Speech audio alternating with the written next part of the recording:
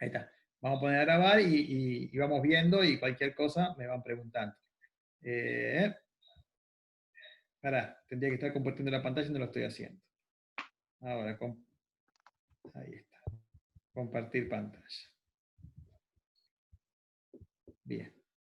Justito llegó Pablo, así que impecable. Bien. Che, ahí se ve bien, ¿no? Sí. Bárbaro. Sí, sí. Estaba con algunos problemas con internet, que no sé qué.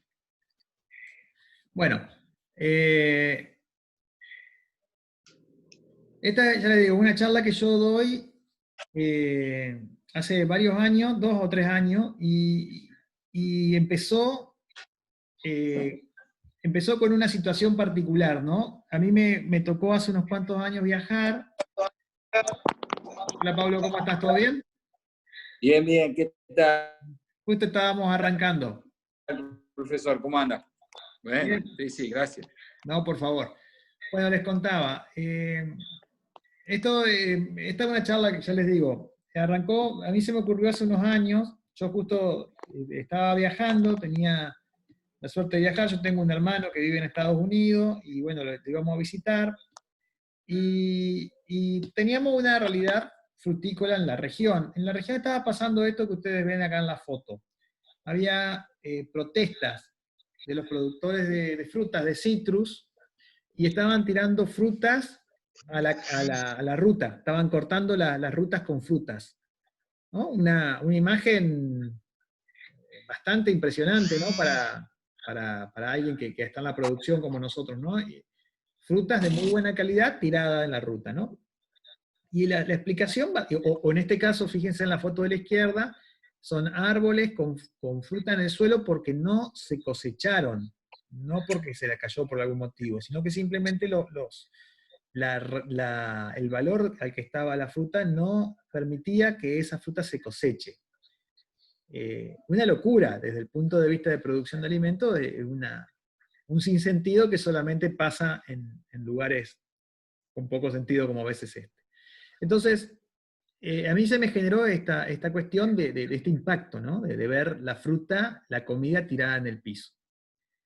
Pero por otro lado, en esa misma época yo estaba, como les decía, de viaje, y mientras estaba en un lugar de paseo, una estación de servicio en Estados Unidos, en Miami, perdón, Miami no, en Florida, me encuentro con un negocio en una estación de servicio donde vendían naranjas, ¿no? Entonces, yo me arrimé a mirar el precio de las naranjas, porque como ustedes saben, la Florida es el estado de la naranja, ¿no? Entonces, fíjense que en la patente tiene una naranja, acá en el escudo, hasta los bomberos, fíjense que tienen acá una naranjita en su... O sea, la naranja de la Florida es la naranja de la Florida, es como una cosa muy particular. Y vendían naranjas en este lugar de la Florida, y cuando me arrimo a mirar las naranjas, unas naranjas muy bonitas que estaban ahí, me encuentro, no sé si alcanzan a ver, el precio que decía ahí abajo. Naranjas, si la alcanzan a ver, dice $1.50 cada naranja, no el kilo, cada naranja. Yo, contrastando con la situación de mi provincia en ese momento, en el cual naranjas iguales o más lindas que esa las estaban tirando a la ruta, y acá vos tenías una naranja puesta ahí a $1.50 cada uno, dije, bueno, pará en el mundo, acá hay algo que no está funcionando bien o no estoy entendiendo bien. Pero más loca se me puso la situación cuando las miré todavía más de cerca esas naranjas. Porque cuando las miré más de cerca vi que tenían una etiquetita, ¿no? Entonces yo me acerqué a leer más esa etiquetita. Y ustedes ven ahí que esa etiquetita decía que era pura, que decía que era orgánica, pero ahí chiquitito tiene algo escrito todavía, que fue lo que más me llamó la atención. Y ahora cuando lo acerque, capaz lo alcanzan a ver. La naranja, que valía $1.50 en la Florida, y que era, bueno, al fin y al cabo, la naranja de la Florida, no era otra cosa que una fruta producida en México. Y ahí se me terminaron de quemar los papeles. Porque estaba diciendo, yo decía, ¿qué es lo que está pasando? ¿No? Y no fue la única situación similar en la que me encontré. Unos años antes, yo había estado de paseo por Europa con mi mujer, lo menciono para que no anden, y encontré la mandarina clementina, ¿no? Esta es una mandarina de variedad clementina que en este momento se está cosechando en la Aurora del Palmar, acá a unos kilómetros, ¿no? Es decir, esto, y en Paysandú, acá enfrente también, en Uruguay es muy común esta mandarina. Fíjense al precio que estaba el kilo. 5,90 € el kilo de mandarina clementina. Esto es, creo que era en Roma, si no me equivoco, ¿no? Y voy a decir, bueno, la clementina francesa, muy famosa, qué sé yo. Acá pueden observar más mandarina clementina, también en Europa, a valores también bastante impresionantes.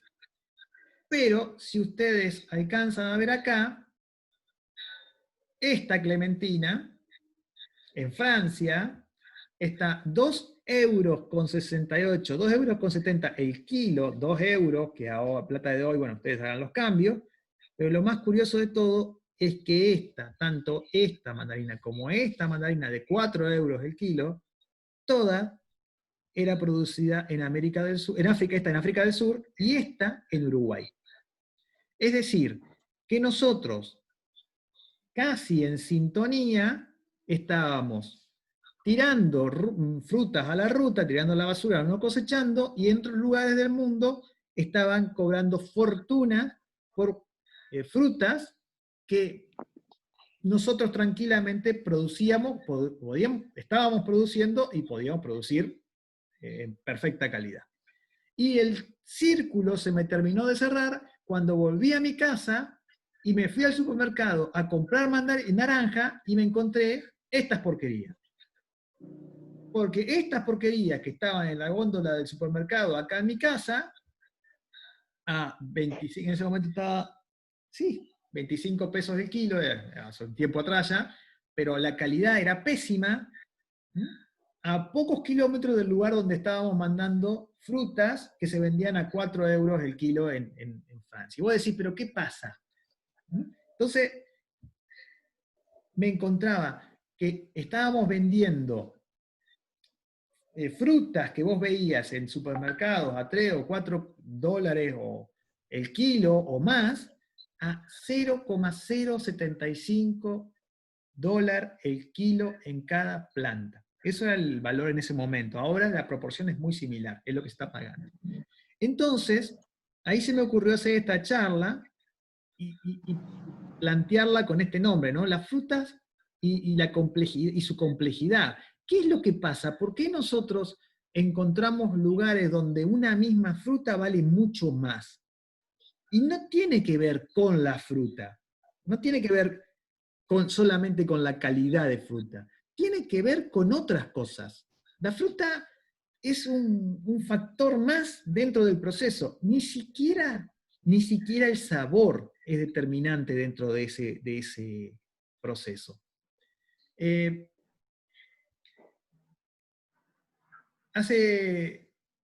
Cuando empecé a investigar un poco más para hacer esta charla, me encontré con esta tabla.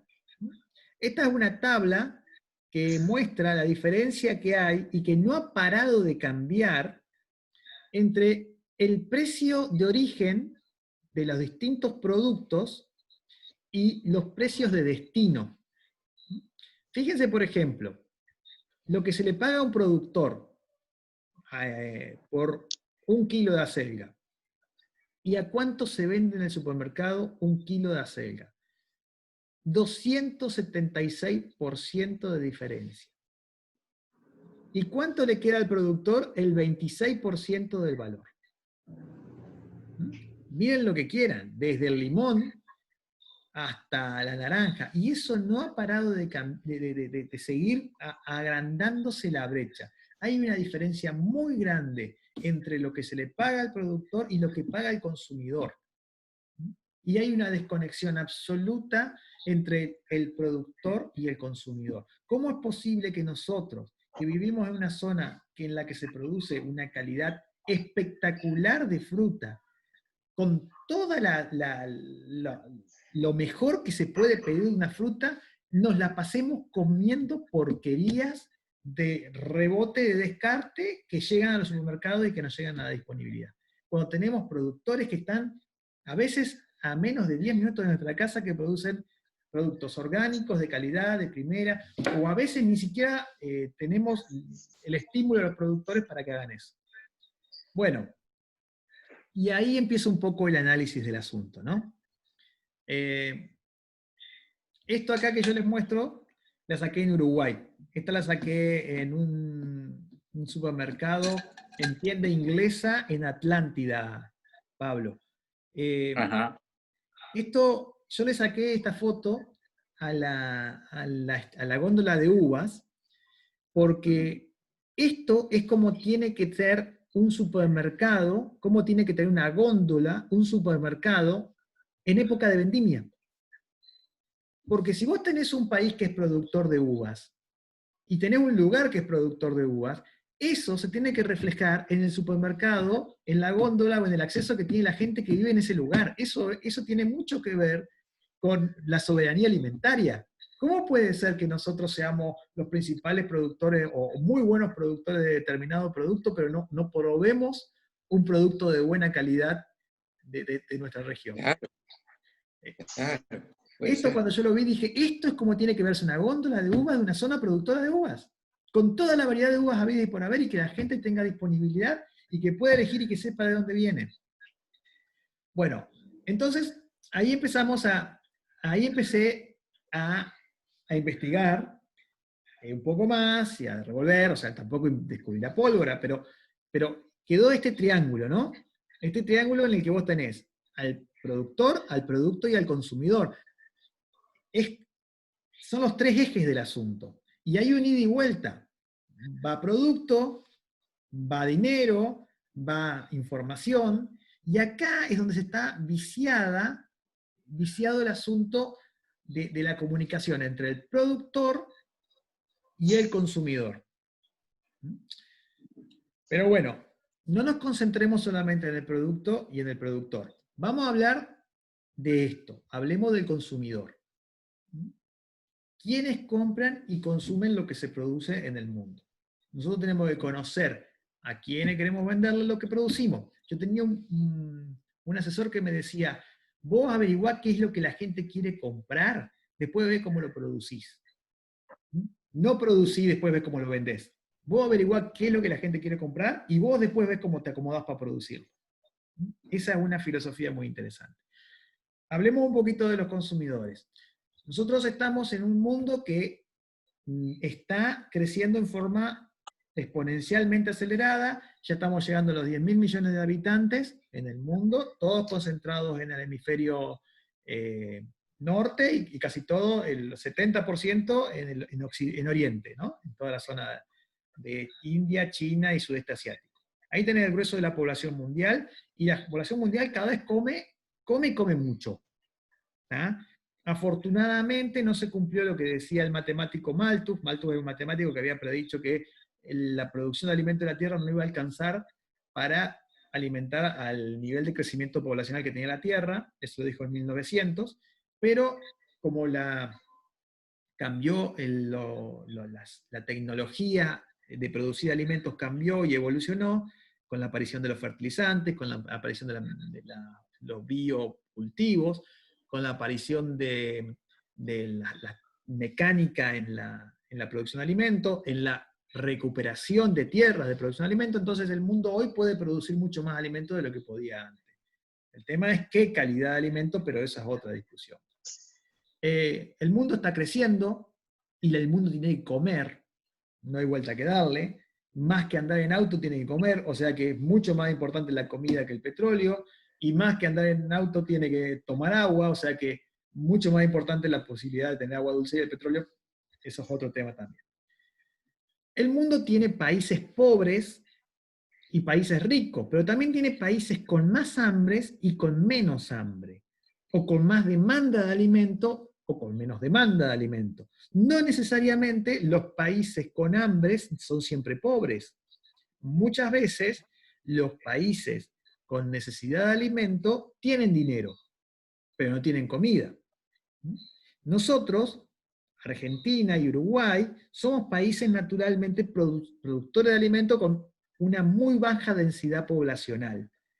Es muy difícil que nosotros tengamos hambre porque, a ver, nos crece una batata en cualquier lado, nos crece comida por todos lados, pero en lugares por ahí más concentrados, con mayor población, como puede ser la India, como puede ser China, como puede ser, ya les digo, toda la parte donde está el 70% de la población mundial, ahí el alimento tiende a escasear más.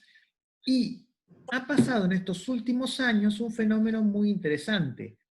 Los países con grandes poblaciones, como son estos que les digo, India, China y el sudeste asiático, han empezado a ganar mucho dinero y hacerse países ricos, o con mucho porcentaje de ricos. Se han convertido en países. Lo que cambió muchísimo el tablero de capacidad financiera para comprar de esos países. Entonces, hoy por hoy hay una clarísima tendencia de estos países de tener más disponibilidad de dinero para gastar. Y nosotros seguimos siendo, como siempre, los países que podemos producir, no porque seamos, como dicen, el granero del mundo, sino porque tenemos las condiciones dadas y somos pocos. Argentina, que siempre se ha sacado el pecho con ese mote de ser el granero del mundo, no produce tanto alimento como dice que produce. En realidad, Argentina produce una cantidad decente, pero por ejemplo, para que tengan una idea, en maíz, en soja, en trigo, no somos determinantes en la cantidad de que se produce a nivel mundial. De hecho, somos muy chiquitos. Somos lo que se llama tomadores de precios. No tenemos una producción tan grande como para alterar el mercado. Somos realmente chicos en producciones de eso. Ustedes dirán, pero bueno, pero entonces, ¿por qué somos tan agroexportadores? Argentina es un país agroexportador, no porque tenga mucha producción, sino porque tiene pocos habitantes para que se coman esa producción. Brasil, por ejemplo, tiene más producción que Argentina de trigo, de maíz y de soja, pero se la come. A nosotros producimos mucho más de lo que podemos consumir. Por ejemplo, el año pasado se determinó que Argentina produce 5 veces más trigo del que consume para su propio consumo interno. Es decir, que le quedan 4 veces su producción de trigo para exportar. Es decir, que si tuviéramos un país justo y decente, en Argentina se podría regalar el trigo para que se haga pan, y así todo se podría, o sea, todo el mundo tendría el pan gratis y se podría 4 veces exportar y generar ingresos para el país. Pero esto no es cómo funciona el país. Había un economista que decía que en el mundo existen 4 tipos de países: los desarrollados, los subdesarrollados, Japón y la Argentina. Porque Japón, porque nadie entiende, los desarrollados saben cuáles son y por qué. Los subdesarrollados también. Japón, porque nadie entiende cómo con tan poco, 2 bombas atómicas, tsunami, cuanta desgracia le pase, les vaya tan bien, como con tan poco le va tan bien, y nadie entiende cómo a Argentina con tanto le va tan mal. Bueno, hacemos nuestra parte los habitantes, ¿no? Bueno, entonces, el mundo tiene este tablero internacional que se ha generado de países que están en el hemisferio, están en los lugares donde están más poblados, con una creciente demanda, una mayor disponibilidad de dinero, por una cuestión comercial de crecimiento chino que es monstruoso. Imagínense, estamos hablando de más de 2.000 millones de habitantes. Le metemos un caramelo a cada chino y nos hacemos millonarios. Son 2.000 millones de habitantes. Ni hablar lo que hay acá. O sea, una ciudad china promedio tiene la cantidad de habitantes que tiene Argentina, 40 millones de habitantes. O sea, es una locura. Entonces, nosotros, como les decía, está este panorama, y encima el factor que ya lo vamos a analizar más adelante, que es el factor de la contraestación. De acá, de esta línea imaginaria que es el Ecuador, lo que es del Ecuador hacia el norte, cuando están en invierno, nosotros estamos en verano. Y cuando ellos están en verano, nosotros estamos en invierno. Es decir, que nosotros tenemos disponibilidad de producción de frutas en época en la que ellos no tienen esa producción de frutas. Nuestras verdaderas competencias en ese sentido siempre son Brasil, Sudáfrica y Australia, porque somos los únicos que podemos trabajar en contraestación en el planeta Tierra, con europeas, ¿no? Bueno, y después tenemos otro gráfico interesante para analizar, que es cómo está distribuida la riqueza en el mundo. Está claro que el 80% de la riqueza está concentrada en el 20% de la población. El grueso de la población del mundo es pobre. Es decir, la mayor cantidad de la riqueza está concentrada en el 20% de la población. Y esto cada vez es más así. Cada vez hay menos ricos con más. Eso es una tendencia que viene hace años.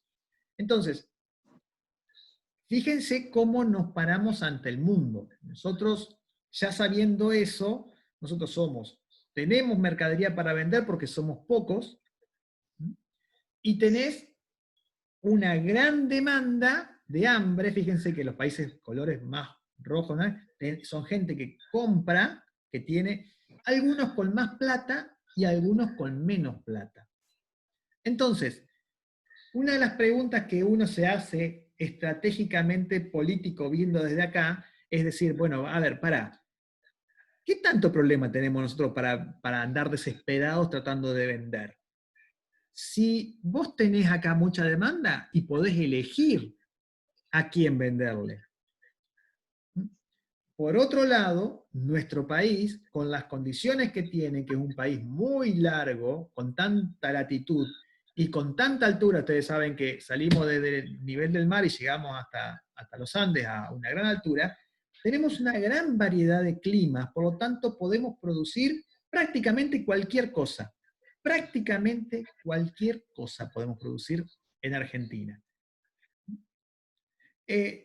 Entonces, la pregunta que uno siempre se hace, o yo siempre hago, es ¿por qué en vez de desesperarnos en llenar de soja nuestro país o de un monocultivo, no producimos lo que mejor se pague, a quien mejor lo pague, y sobre todo producimos, como nos sobra para darle de comer a toda nuestra gente, y después podemos vender 5 veces más de lo que producimos?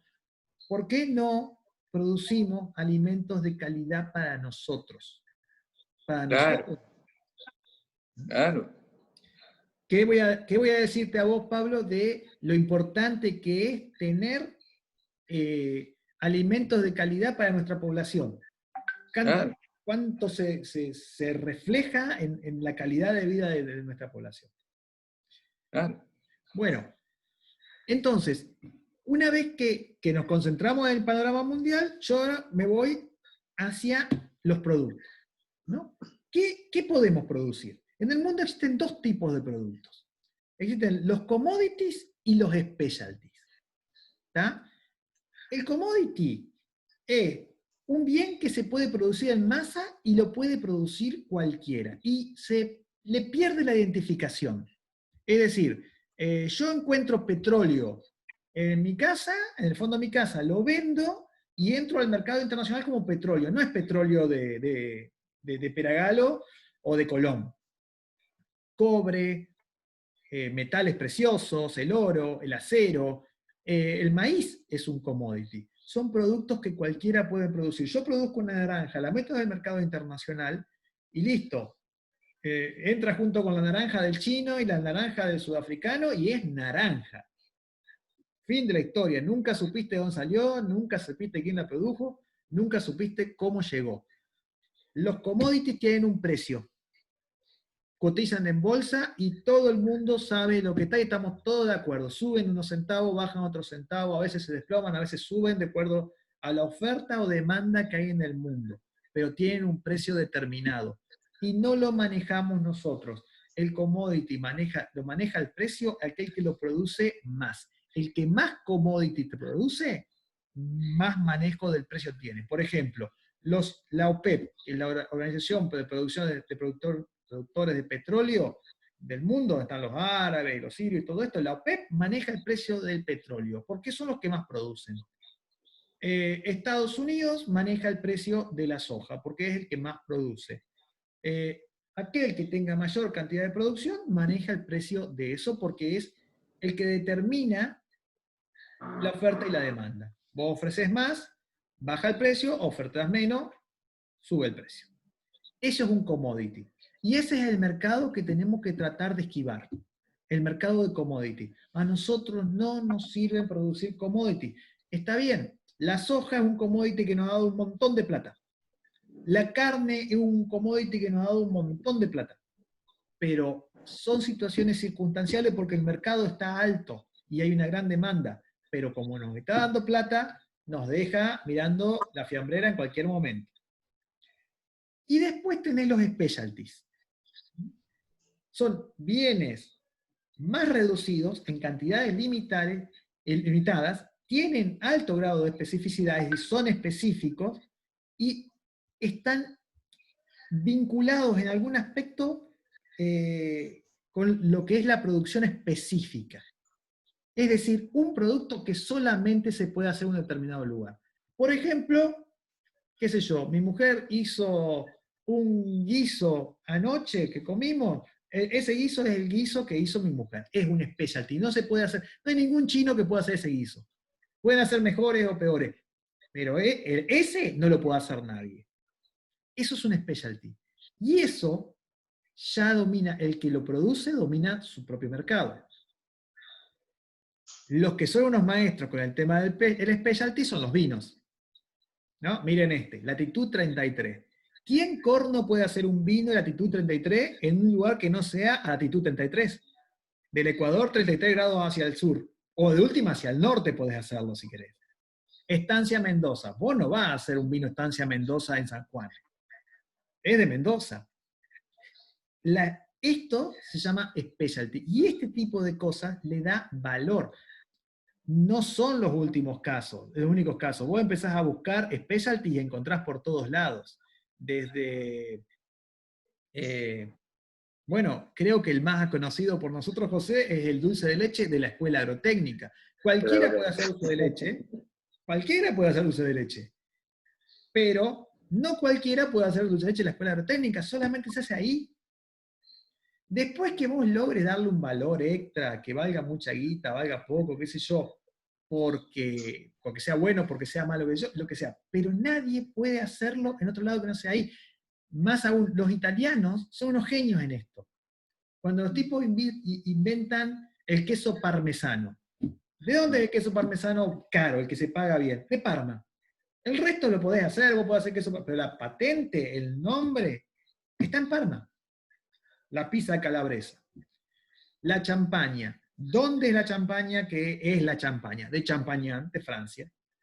Es eso, generar un specialty. Esto viene de la mano de otro concepto muy interesante y muy cercano, que es la denominación en origen.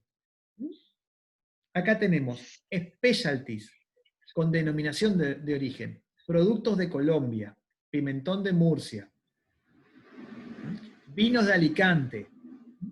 Pero, esto se llama denominación de origen. Es saber de dónde vino algo. No es necesario que tengas muy claro el dato de dónde viene específicamente, pero que vos lo puedas vender para que el tipo que lo recibe sepa que tiene este respaldo, este lugar. Yo quiero comer o tomar café de Colombia. Bueno, acá me vienen que este es café de Colombia.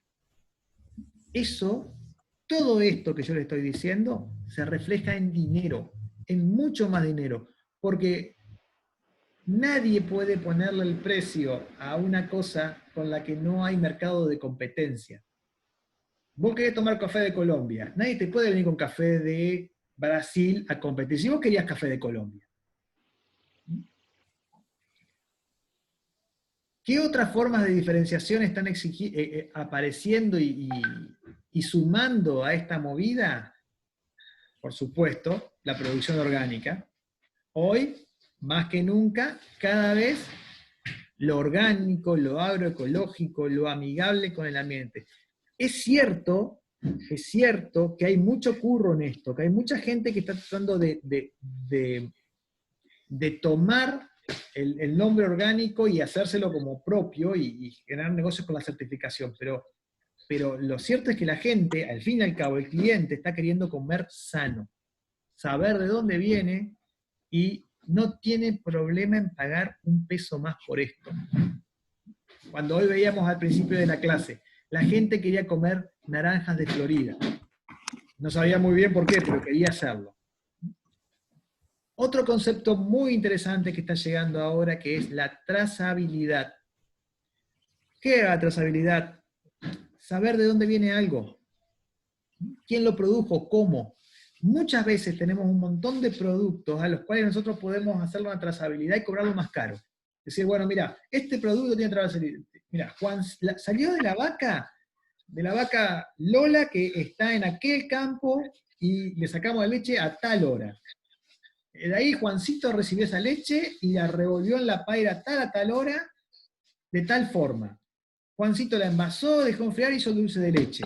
Lo metió y vos te recibís un producto que sabés cómo fue producido y pagás más por eso y te quedás tranquilo de la calidad. El mundo paga más por la trazabilidad.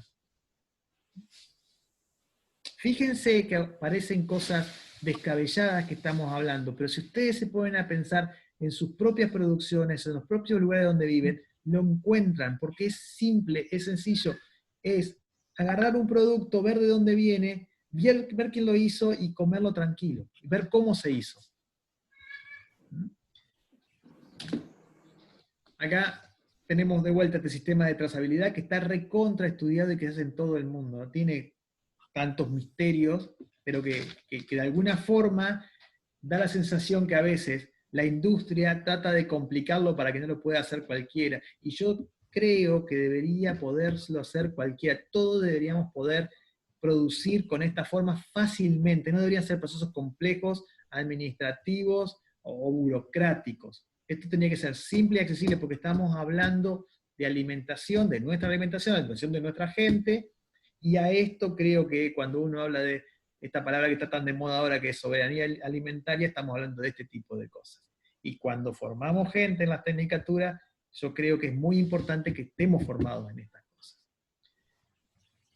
Bueno, medio que ya estoy llegando al final. Si quieren, volvemos a entrar ahora unos minutitos. No usemos los 40 minutos porque es muy viernes, pero ahora cuando volvamos a entrar, volvemos a entrar al mismo link, terminamos y hacemos una rondita de preguntas.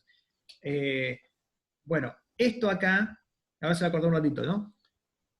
Estas son las preguntas que tenemos que responder cuando hacemos una visión estratégica. ¿Qué producimos? ¿Para quién producimos? ¿Y cómo lo producimos? Esto determina, y no tiene que ser, en algunas cosas tiene que guiarnos el dinero. En otras cosas nos tiene que guiar la ética. Y en otras cosas nos tiene que guiar el conocimiento. Cómo producir no nos tiene que guiar el dinero. ¿Para quién y qué? Capaz que sí. Pero cómo producir no tiene que ser la guía de todo el dinero. Eso es un error. Que a vos te pongan como norte el dinero en todo es un problema muy serio. Porque, bien, yo entiendo que a todos nos guste la plata, pero es un tema muy serio. Hoy hablábamos del mundo. Este es un concepto muy interesante y probablemente se corte, pero ahora volvemos y lo volvemos a tocar. Hoy hablábamos del mundo y cómo se ha puesto el mundo. Bueno, esto es cómo se ha puesto el mundo. Por ahí nosotros no lo estamos viviendo, pero esto es cómo se ha puesto el mundo, que son los objetivos de desarrollo sostenible. El año pasado salió esto, viene desarrollándose hace mucho tiempo y esto es muy, muy interesante. Esto de las Naciones Unidas, y ahora charlamos después cuando volvamos de la reunión en 5 minutos lo charlamos. Pero está muy, muy bien desarrollado y habla de algunas cosas que bueno, ahora seguimos, no quiero que se me corte en el medio de la explicación. Volvemos ahora.